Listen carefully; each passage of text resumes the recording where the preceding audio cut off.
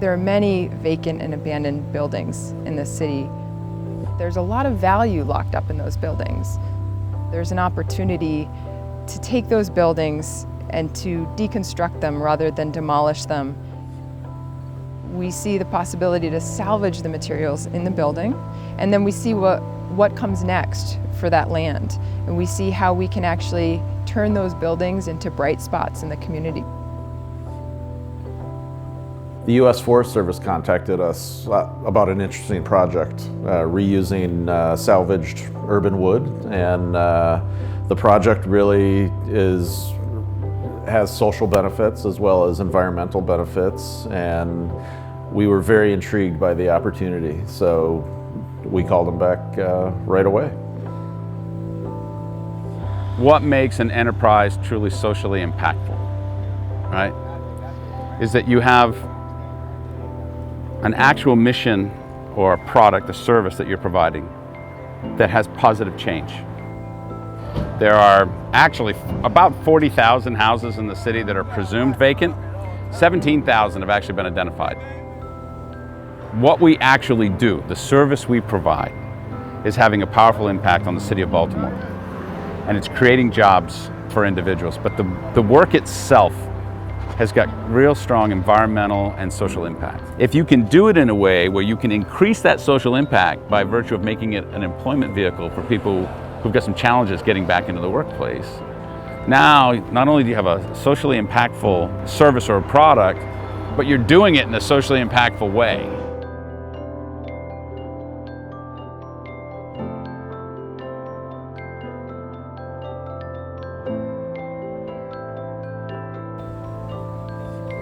The yellow pine that we get from these Baltimore row houses is old growth or second growth. It's trees that pretty much don't exist anymore. We basically take old materials and prepare them to be used again. We try to employ people who have what we call barriers to employment, which is sort of a fancy way of saying that they may have had a felony conviction, they may have had a past problem with addiction, they may not have graduated high school. Oftentimes it can be all of the above.